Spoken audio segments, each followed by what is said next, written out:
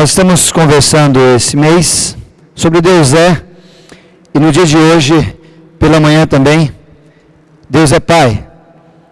Nós falamos um pouquinho pela manhã sobre essa paternidade de Deus, sobre aquilo que Deus é, e o pastor Daniel comentou um pouquinho pela manhã, e o pastor Áureo também usou esse texto de Lucas capítulo 15, versículo 11 ao versículo 32, que é a parábola do filho pródigo, e ele fala um pouquinho sobre, não sobre Deus Pai, mas sobre Deus é amor. Ele colocou algumas considerações que eu gostaria de colocar para você, e nesse texto a gente encontra um pouquinho Deus quanto Pai, a sua generosidade, quanto também a sua grande saudade pelos seus filhos, como também o seu amor afetuoso, a sua prontidão para perdoar, e esse Deus da qual a gente também pode perceber no texto a grande alegria em ter os seus filhos de volta. Se nós fôssemos fazer uma alusão do mesmo texto que foi colocado ali, que é colocado para nós no caso do pastor Áureo alguns domingos atrás, nós poderíamos compreender um pouquinho dessa consideração do texto da parábola do filho pródigo. Mas eu queria te desafiar um pouquinho em outro aspecto. Hoje o pastor Daniel também mencionou sobre um texto, esse texto que ele falou sobre o texto de Romanos capítulo 8, versículo 15, que diz assim: pois vocês não receberam o espírito que os escravize para novamente temer, mas receberam o espírito que os adota, espírito diferente, maiúsculo e minúsculo, tá? Que os adota como filhos, por meio do qual clamamos, Abba Pai. Daqueles das quais nós temos o privilégio de sermos chamados filhos de Deus, daí então nós temos a alegria de poder chamar o nosso Deus de Abba Pai, Paizinho querido. Numa tradução um pouco mais precisa da palavra, na originalidade dela, mas no aramaico mesmo, a expressão Abba Pai não era nem paizinho querido, era uma expressão do tipo papa. É uma expressão de que uma criança fala para o seu pai. Aquela criança que quase nem sabe falar nada, e a única expressão que ele consegue é papá, ou papai, ou uma expressão de uma criança que de fato deleita-se em um pai que ele sabe quem é, que é o seu pai, então ele pode dizer, Abba Pai. E nós trazemos para a compreensão mais comum, paizinho querido, que é uma expressão que Jesus assim nos dá. Porém, quando a gente fala um pouquinho sobre essa questão de pai, se ele é o nosso pai, nós somos os seus filhos. E tem um texto que eu gostaria que você abrisse na sua Bíblia, por favor, livro de Efésios, capítulo 5, versículo 1. Eu vou projetá-lo aqui, mas eu gostaria que você também tivesse com a sua Bíblia, olhando, riscando, porque alguns textos eu não os projetarei por ação mesmo, não desejo projetar para você riscar na sua Bíblia, e alguns nós colocaremos aqui. Efésios capítulo 5, versículo 1, a palavra de Deus diz assim, se você achou, acompanhe na sua Bíblia. Sede, pois, imitadores de Deus, como filhos amados. Sede, pois, imitadores de Deus, como filhos amados. Em outras palavras, a gente poderia dizer que ser imitador de Deus poderia nada mais, nada menos do que ser, estou me acertando com a tecnologia aqui, tal pai, tal filho. Poderíamos dizer assim? Filho de peixe, peixinho é. Se nós somos filhos de Deus, a expectativa da qual o nosso próprio Deus e as pessoas que sabem que nós temos um pai e quem é esse nosso pai, esperam que nós também sejamos como o nosso Deus. Isso é uma regra simples, igual 2 mais 2 sendo 4. E essa informação de que ser igual ao outro, ser igual ao pai, está um pouco perdendo a ideia. E tem uma propaganda muito interessante, eu gostaria de compartilhar com vocês dessa propaganda. Será que vai sair? Tem áudio aí também? Vamos tentar? Essa propaganda diz assim, pode colocar, está arrumando o áudio?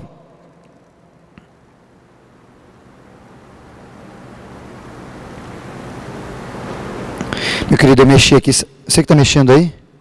A tecnologia está mexendo aqui, eu estou vendo mexer, eu falei, Jesus. Opa.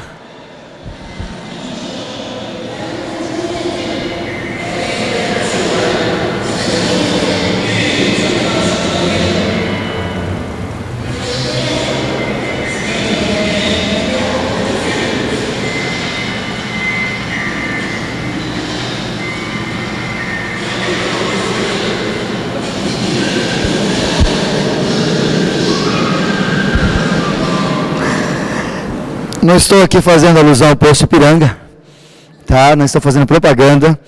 Eu só queria, se arruma para mim aí, tá dando certo? Isso, obrigado. Não estou fazendo alusão ao Poço Ipiranga, pelo contrário.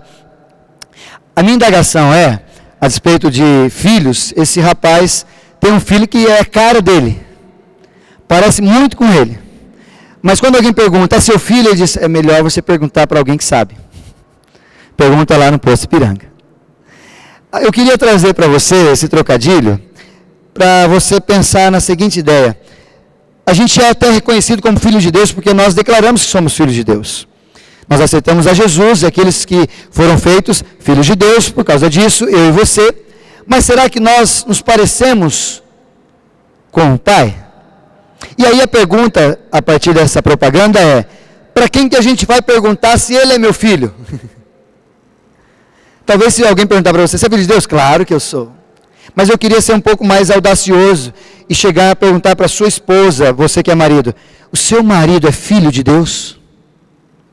Pergunta lá para minha esposa, pergunta lá para o meu vizinho, jovens, perguntam lá para os meus pais, pergunta para minha namorada, pergunta para o meu patrão, pergunta para as pessoas que me rodeiam se de fato eu sou o filho da qual eu digo que sou, ou demonstro pela minha fisionomia que sou.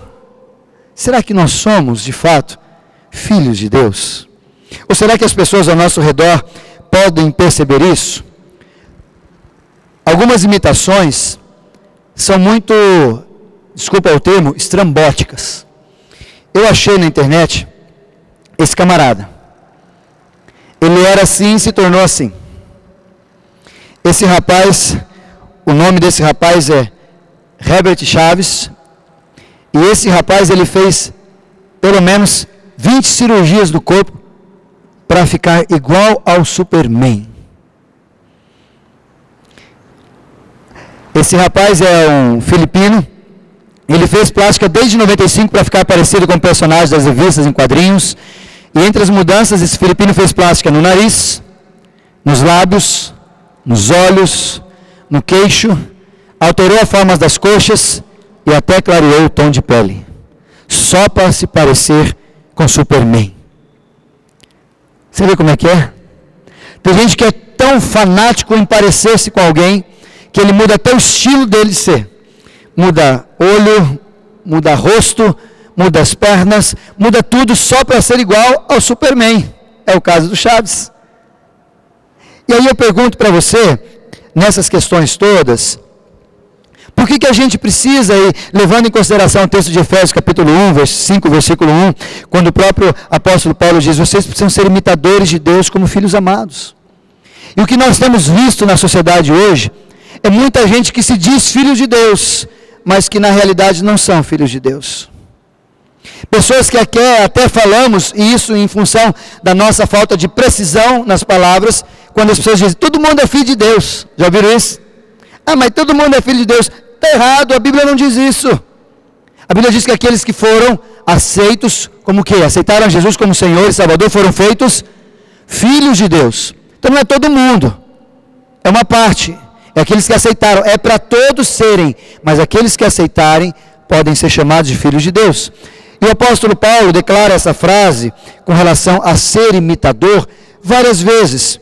E eu queria desafiar você para você entender quantas vezes ele faz isso. No texto de 1 Coríntios capítulo 4, versículo 16, ele diz isso, admoesto-vos, portanto, a que sejais meus imitadores. Também, no texto de 1 Coríntios capítulo 11, versículo 1, ele diz, sede meus imitadores, assim como eu sou de Cristo. Efésios capítulo 5, versículo 1, o texto que nós mencionamos, e também Filipenses capítulo 3, versículo 17, sede também meus imitadores, irmãos, e tende cuidado, segundo o exemplo que tendes em nós, pelos que assim andam, ou seja, olha para as pessoas ao redor de vocês, e tenham cuidado para que vocês sejam imitadores de Cristo. E toda vez a gente vai sendo levado a pensar, a refletir sobre essa questão de imitar. E hoje, em função do texto de Efésios capítulo 5, versículo 1, eu queria desafiar você. Você acha que você é imitador de Deus? Você acha que se eu perguntar para você hoje, você imita Deus como filho amado? Você poderia dizer para mim, eu imito. Talvez seja um pouco abstrato essa pergunta, subjetiva demais. Mas como, Isaías? Se Deus não é uma pessoa como eu e você, se Deus não é alguém da qual eu posso ver, ou Ele se declarou, como você pode fazer isso? Eu queria te ajudar um pouquinho a pensar, a sermos, e saímos nessa noite aqui, como ser imitador de Deus. E aí, para a gente entender, para ser reconhecido como filho de Deus, o que temos feito para ficar igual ao nosso Pai? O que você tem feito para ficar igual ao Pai? Diante disso, meu querido, a indagação que eu queria que você guardasse é essa. Refletir apenas um aspecto do Pai, um apenas que está no Novo Testamento, sobre como nosso Pai é. Que referência nós temos do nosso Pai, Deus sendo Pai. E esse texto, se você puder abrir, está em 1 João, capítulo 4, versículo 8. Aquele que não ama, não conhece a Deus, porque Deus é amor. Vamos ler junto esse texto? Aquele que não ama, não conhece a Deus, porque Deus é amor. Isso é uma das poucas menções que nós temos de que Deus é no Novo Testamento. Deus é Espírito, o próprio Jesus diz no Evangelho, João capítulo 4.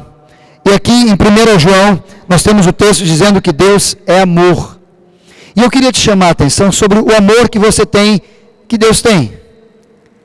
A gente pode entrar naqueles meados de, Isaías, mas nós temos 3 tipos de amor, ou até 4 tipos, amor filéu, amor ágape, amor eros, ou fratel, que é amor de família. Qual amor você está querendo dizer? Nós vamos entender um pouquinho que tipo de amor nós precisamos ter para imitar o nosso Pai, que é todo amor. Deus é amor, então nosso Pai é amor. E eu queria te convidar a pensar no tipo de amor que você tem tido, em 3 esferas simples e rápidas para a gente meditar nesta noite. A primeira delas, se o nosso Pai é amor, que tipo de amor nós temos tido para com Deus? Que tipo de amor nós temos tido para com as pessoas? E que tipo de amor nós temos tido para comigo mesmo? Quero te fazer refletir um pouquinho sobre esses 3 aspectos no texto da palavra do Senhor. E o primeiro deles, se você puder abrir a sua Bíblia, o livro de Marcos, no capítulo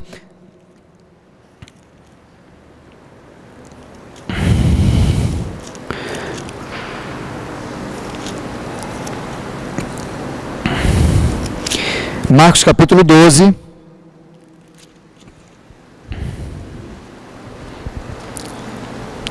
Que tipo de amor nós precisamos ter para com Deus?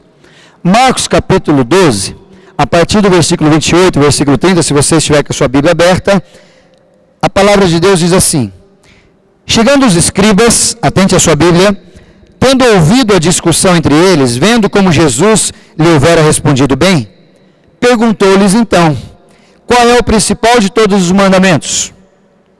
29, Jesus lhe respondeu, o principal é, ouve a Israel, o Senhor, o nosso Deus, é o único Senhor. Amarás, pois, o Senhor teu Deus de todo o coração, de toda a tua alma, de todo o entendimento e com toda a tua força. Quando Jesus é perguntado sobre como que eu devo amar, ou como eu devo viver diante de Deus, mandamento, ele diz, primeiro você precisa entender que você precisa amar a Deus. E aí ele já disse, e Jesus é muito prático nisso, como que eu preciso amar a Deus? Como que eu posso amar a Deus? E ele diz, de todo o coração, de toda a tua alma, de todo o teu entendimento e com toda a tua força. Essa é a sugestão de Jesus para a gente amar o nosso Deus. E eu queria te fazer pensar um pouquinho sobre o que essa palavra do livro de Marcos, no capítulo 12, versículo 28, 29 e o 30, nos ajuda. E tem uma figura que está aqui, eu gostaria de colocar para você pensar. O nosso coração, sendo o centro da vida, a sugestão do próprio texto é que nós tenhamos, na nossa ação de amar a Deus, amar, em primeiro, de todo o coração. E quando a gente entende que precisa amar a Deus de todo o coração, a proposta é que você precisa ter em toda a sua integralidade reunida num só lugar. Quando o próprio Jesus diz, eis que estou à porta e bato. Aquele que abrir, entrarei e cearei com ele e ele comigo. Ali você pode entender de duas formas, Jesus tentando entrar na igreja, e Jesus também tentando adentrar ao teu coração e meu coração. Onde é a centralidade de todos os comandos da nossa vida. Até a própria palavra de Deus, nos evangelhos, vai dizer que o nosso coração é enganoso. No próximo sábado nós vamos pregar sobre isso. Cuida do teu coração, porque aqui é onde saem as fontes da vida. Provérbios diz isso. E quando o próprio Jesus diz, precisamos amar a Deus de todo o coração, Ele está querendo dizer para mim e para você com toda a integridade. E com toda a integralidade. Tudo que você é, tudo que tem no teu coração. E aí ele vai um pouquinho mais além. Ele diz, amar a Deus de todo o teu coração, com toda a tua alma, com todos os seus sentimentos, e com todo o teu entendimento, seus pensamentos. Eu queria lhe fazer refletir sobre a alma um pouquinho. Estava ontem participando de um evento, ali para frente de Arujá, quilômetro 194, numa propriedade da nossa IPI Nacional, no evento da Igreja Nacional de Jovens. E ali nós fomos ministrar o louvor, ministramos uma palavra no final, no luau, ontem à noite. E um dos pastores que estavam ali também, ele foi trazer um pouquinho uma palavra, só um testemunho. Ele é pastor há 43 anos na IPI do Brasil. E ele, quando mencionava ser pastor, ele se emocionou e chorou. E você via aquele pastor chorando, lágrimas escorrendo do rosto dele, e ele diz assim, vocês não têm ideia como eu amo o meu Deus com toda a minha alma. E aquilo me deu um start. Porque às vezes nós observamos nas igrejas que a gente diz que ama a Deus, mas a gente não consegue amar com a nossa alma, com os nossos sentimentos. A gente não consegue amar a Deus chorando até. E aí eu pergunto para você, qual foi a última vez que você pranteou diante de Deus? Qual foi a última vez que você chorou diante de Deus? Qual foi a última vez que você entrou no seu quarto secreto, como Jesus pede para a gente fazer, e ali em lágrimas se derramar diante de Deus? Não suficiente, Jesus diz, com o pensamento ou com o entendimento. E isso é muito interessante porque quando a gente adora, e às vezes nesse tempo contemporâneo as pessoas dizem para nós, mas vocês são emotivos demais. Mas Jesus também diz, a gente precisa adorar e amar a Deus com entendimento. E o entendimento remete você e a mim a compreender por que nós amamos a Deus. E responder à altura para alguém que for lhe indagar. Você ama a Deus por quê? Se você responder para alguém na rua, alguém chegar, por que você ama a Deus? E simplesmente dizer, porque Deus é amor, ele vai dizer, e? Aí se você de repente responder de outra forma, porque Deus é fiel, aí ele vai, está melhorando, mas e? Porque esses chavões, que são bíblicos, mas se tornam chavões, não fazem parte muitas vezes do nosso entendimento da palavra de Deus. Porque nós precisamos, para ter entendimento, ler, ouvir a palavra de Deus. Entender o que Deus quer para mim e para você, a palavra de Deus, ela não vem a partir de milagres. Ela não vem a partir de visualizações de grandes fatos miraculosos que Deus reage ou age no meio do povo. A palavra de Deus vem de que forma? A fé vem pelo ouvir. E ouvir do quê? Palavra de Deus. Então, quer preencher o seu entendimento de Deus? Tem que ouvir a palavra de Deus. Tem que amar a palavra de Deus. Pegar isso aqui, usar, amar com toda a sua força, com todo o seu entendimento. Falar, Senhor, eu queria que o Senhor colocasse na minha mente, no meu coração, esse entendimento que eu não tenho. Esse maná escondido, não é, Wagner? Que às vezes a gente não consegue compreender. E eu fico pensando, às vezes, porque a gente não ama, e aí não é uma crítica, mas é uma consideração que você poderia ponderar, sobre a gente ter tudo na tecnologia e não na palavra de Deus. Eu sou de acordo em ter tecnologia, gosto muito disso, mas eu não abro mão da minha Bíblia. Esse livrinho aqui, ó. Esses barulhinhos, ó. Isso aqui é maravilhoso. O pessoal que é um pouco mais antigo de igreja sabe disso, que antigamente não tinha essas tecnologias, não tinha nem PowerPoint, e a gente ficava ali, usando a Bíblia, trazia a Bíblia, levava a Bíblia. Lembra da escola dominical? Chegava e falava, Mário, e o Mário levantava, o Senhor é meu pastor, nada me faltará. Lembram disso? Um versículo bíblico para responder chamada da escola bíblica dominical. Só que hoje, não sei se é o seu tempo, viu, Mário? Acho que era, né? Mas parece que hoje a gente não ama mais a Bíblia com isso. E a crítica construtiva para você é que se alguém tiver, por exemplo, eu aqui, não como líder de vocês, mas de repente como um amigo, alguém do teu lado, olhando você, eu peço para você abrir a sua Bíblia e você abre o seu iPad, ou você abre o seu celular, ou você acione algum instrumento tecnológico que não tem característica de Bíblia na sua estrutura, e você ali lendo a Bíblia, e alguém precisando de alguém que lê Bíblia, ele vai olhar para você e vai achar que você está lendo a Bíblia ou vai achar que você está mandando mensagem? Vai achar que você está anotando os textos da Bíblia ou vai achar que você está no Facebook? E aí, jovens? Eu disse isso sábado passado e repito. Talvez nós estamos perdendo de gente chegar perto de nós porque eles querem alguém que tenha contato com a Bíblia. E porque você não usa a Bíblia, eles não podem dizer para você, você usa ou não. Ou você não mostra para eles, eu uso e a minha palavra está aqui. Às vezes, não quer dizer que não pode trazer iPad, não pode trazer iPhone, não pode ter tecnologia na igreja. Pode, meu irmão, claro que pode. Traga. Mas não abra mão disso aqui, ó. Não abra mão desse entendimento. Porque quando você estiver lendo isso aqui, alguém vendo você lendo isso aqui, ele fala, poxa, aquele irmão lê a Bíblia. Aquele irmão é alguém que vai trazer algo da Bíblia para mim. É quem eu precisava. E por último, nessa esfera, nós temos a força, o corpo. E aí eu fico pensando e te dou uma pergunta para você tentar responder. Quantas vezes nós usamos toda a nossa força para tanta coisa e para Deus não temos força? Perguntei para um adolescente semana passada e disse para ele, meu querido, você faltou, o que aconteceu? Estamos sentindo a sua falta. E ele, tadinho, disse para mim assim, eu estava cansado.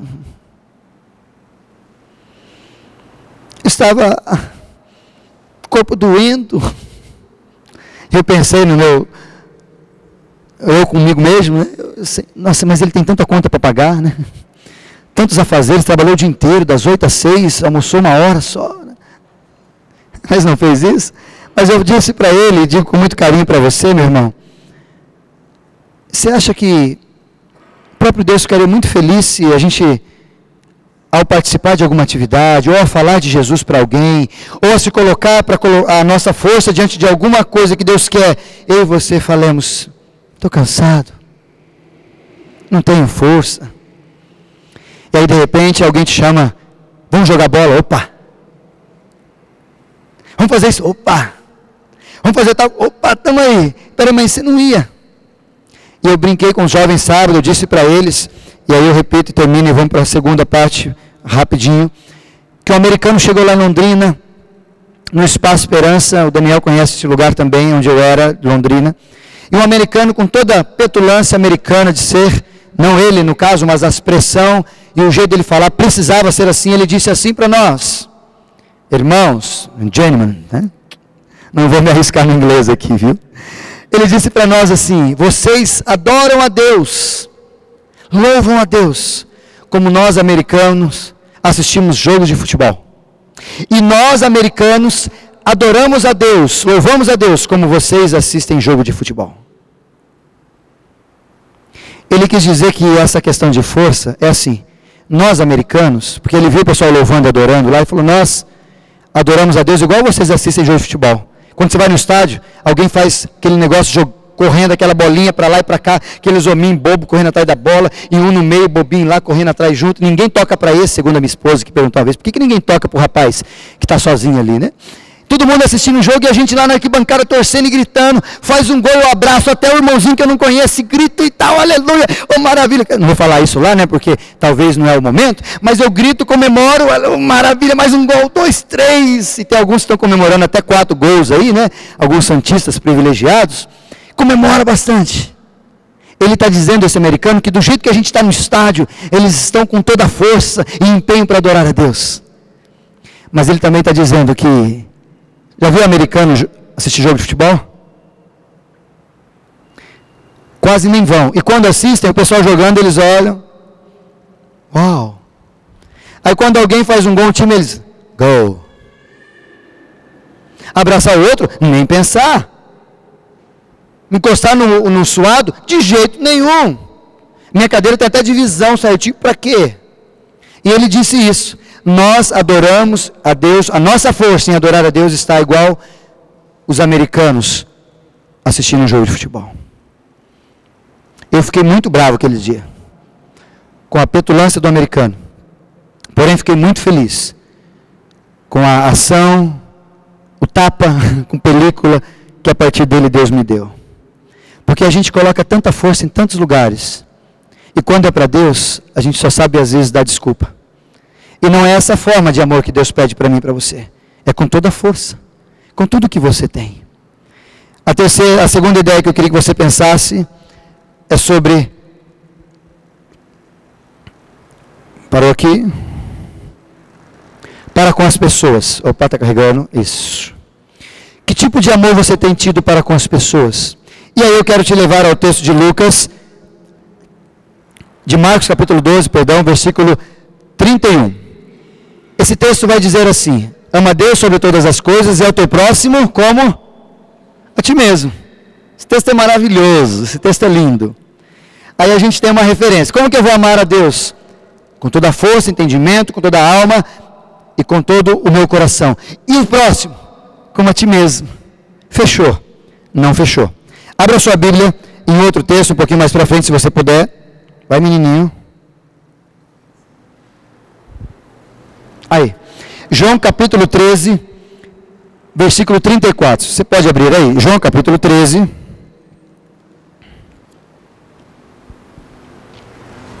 Versículo 34.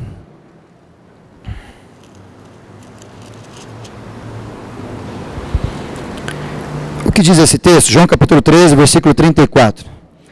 Um novo mandamento vos dou. Qual que é esse novo mandamento? Que vos amais uns aos outros. Espera aí, Senhor, isso não é novo, isso já foi dito. Isso já faz parte. Mas aí ele continua. Amai-vos uns aos outros, assim como eu vos amei. E ele continua. Que vos amei uns aos outros, da mesma forma que eu amei vocês. E aí eu queria te trazer um pouco de reflexão sobre essa expectativa. Nós somos chamados para amar a Deus, mas também somos chamados, da mesma forma que Deus nos ama, a amar o nosso próximo. E a gente tem também a desculpa gospel, eu vou usar esse termo, me perdoem, de que a gente tem que amar os outros assim como eu amo a mim mesmo. Mas esses dois textos, desde João 13, 34 e João 15, 12, Jesus traz um novo mandamento, dizendo, vocês vão amar o seu próximo, não só como a ti mesmo, mas como eu os amei. Então aí a gente troca a referência. Quem eu vou ter referência para amar o meu próximo? Eu mesmo? Não, Jesus. E Jesus amava quem ele gostava? Amava. Jesus amava quem ele não gostava? Amava. Jesus levava desaforo para casa? Levava. Jesus perdoava os seus amigos? Perdoava. Jesus perdoava os seus inimigos? Perdoava. O tratamento de amor de Jesus com as pessoas é a referência para mim e para você, amar as pessoas porque nós somos filhos de Deus. E aí nós estamos num mundo onde as pessoas têm que amar por seus próprios interesses. Não, eu amo porque tal. Ah, mas eu amo, mas ela tem que me aturar. Ah, mas eu amo até ali. Ah, mas eu primeiro preciso me amar para depois amar o outro. E a gente vai colocando um monte de desculpa e Jesus vem, ama o outro como você me vê amando as pessoas. E eu queria te desafiar para a gente passar para o terceiro momento. Como você tem amado as pessoas? Qual a referência sua para amar os outros? E uma pergunta muito simples, falei esses dias aqui com o pessoal do sindicato, o pessoal dos funcionários da igreja aqui, sobre essa questão de amor aos outros. E eu disse bem claro para eles, querido, Jesus faria isso no seu lugar? Jesus amaria como você ama? Aquele irmãozinho que é muito chato, aquele vizinho que te tira do sério, aquele trânsito que é terrível, Jesus agiria como você age em função da demonstração do seu amor para com o outro? Como ele agiria? Temos que ser parecidos com Deus, porque Deus faria isso. Jesus faria isso. E a terceira e última ideia que eu queria que você pensasse era uma falta de amor próprio. Amor para consigo mesmo. E como referência desse texto, nós temos o livro de Lucas capítulo 15, versículo 11 a 32, que é a parábola do filho pródigo. Olha o amor desse rapaz por si mesmo. Olha que tipo de amor que ele tem. E eu concluo essa ideia dizendo, ele não tem amor por si. Ele acha que tem, mas não tem. Primeiro, ele achou que podia viver bem longe de Deus. Dar todo o que eu tenho e vou embora. Segunda característica, ele achou que estava preparado para viver a vida. Porque ele pegou as suas posses, ficou ali, e depois de um tempo ele falou, agora eu estou preparado para sair. Talvez, como nós jovens hoje, fiz 18 anos, agora eu quero a minha independência. E ele saiu, segundo o versículo 13. Não pensou em ninguém, nem na sua família. E seu irmão não vai sentir sua falta? E o seu pai, será que não vai sentir a falta eu saindo e deixando ali a fazenda, tudo que está aqui, será que eles vão sentir minha falta? Como é que é isso? Não pensou em ninguém. Mas uma característica, se submeteu à solidão por orgulho. Onde você está dizendo isso? Versículo 15. Diz o texto que ele passou necessidades, e ao passar necessidades ele foi procurar algum recurso. Por que naquela hora ele não pensou, eu vou atrás do meu pai? Pequei contra ti, pai. Não. Ele ainda foi afundar um pouquinho mais. Por causa do quê? Do meu orgulho. O que eu vou dizer lá em casa? Como é que eu vou chegar lá falando?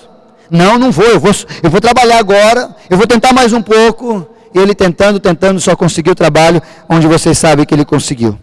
Mas uma característica muito interessante desse rapaz, e aí eu queria te chamar a atenção sobre isso. Será que de fato o que ele está vivendo é amor para consigo mesmo? O amor para consigo mesmo não é aquilo que ele fez, mas é aquilo que depois dele ter compreendido ele fez. Primeiro, se despertou, caiu em si. Amor para consigo mesmo é a gente ter a realidade de quem nós somos diante de Deus. Segunda ideia, sua reflexão. Eu aqui morro de fome, ele diz isso no versículo 17. O que eu estou fazendo aqui? Aqui eu morro de fome. Pessoas que não amam a si mesmo, e quando vão se afastando de Deus, do Pai, elas começam a morrer de fome. Às vezes, mas eu estou bem. Não é essa fome que eu estou dizendo. É fome espiritual, é fome de carinho. Está faltando amor, está faltando alegria, está faltando entendimento, está faltando sabedoria. Ele também teve outra reflexão. Agora decidiu, sua decisão, levantar-me-ei. Ou seja, agora eu compreendi que o amor por mim mesmo simplesmente se resume no fato de eu estar perto do meu Pai. Amor por mim mesmo não está em eu sair e deixar quem me ama, mas amar a mim mesmo está em amar a quem está me amando, que no caso aqui é o próprio Pai. E ele levanta e vai ter com o seu Pai.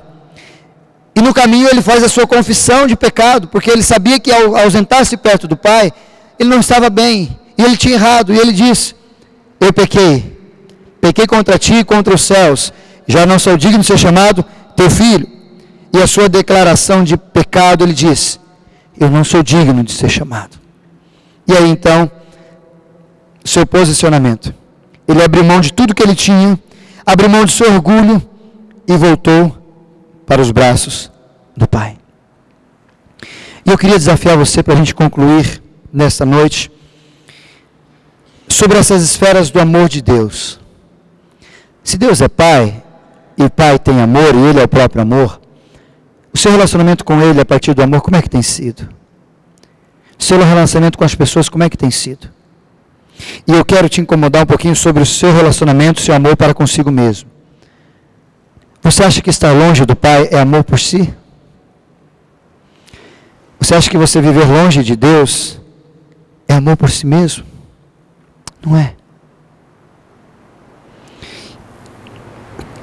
Quando o próprio Jesus, o próprio apóstolo Paulo, no livro de Efésios, capítulo 5, versículo 1, nos diz, sede meus imitadores, assim como eu sou de Cristo, ele está sugerindo para mim e para você, que a gente precisa ficar, além de imitar, e para se imitar, ficar perto do Pai. E eu tenho visto, meus irmãos, ultimamente, quantos de nós têm se afastado de Deus? Tem perdido a paternidade de Deus? Tem perdido a bênção de Deus? E a palavra para o teu coração é, Deus está com saudade de você. Deus está com saudade daquele tempo onde você o amava com força, com coração, com entendimento e com toda a tua alma. Deus está com saudade de você estando perto dele, amar as pessoas como você amava, sem ressentimento, sem amargura, perdoando, cuidando. está com saudade de você, porque você só vai conseguir expressar o amor dele estando nele. O próprio Jesus diz isso: sem mim, nada podeis fazer. E o convite para você e para mim, nesta noite, meu irmão, é esse. Nós temos sido parecidos com o nosso Pai? Se eu perguntar para os seus amigos, para os seus filhos, para os seus pais, para a sua esposa, seu esposo, você tem sido parecido com o seu Pai? O que as pessoas vão responder de você nessas 3 esferas? Amor para Deus, amor ao próximo e amor a si mesmo. Essa propaganda me faz e te faz lembrar. Espero que ninguém te confunda.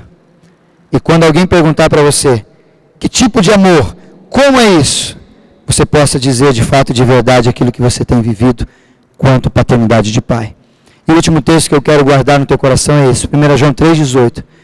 Meus filhinhos, não amemos de palavra e nem de língua, mas por obra e de verdade. As pessoas, meu irmão, estão cansadas de ver um monte de gente falar que ama a Deus. Elas precisam ver a gente agir em conformidade de amor a Deus. As pessoas estão cansadas de ouvir as pessoas dizerem que amam uns aos outros. E ninguém faz nada. Ninguém demonstra com atitude. As pessoas estão cansadas de sofrerem isoladas e falarem que existe um Deus, existe alguém que os ama. E a gente precisa falar desse amor para as pessoas.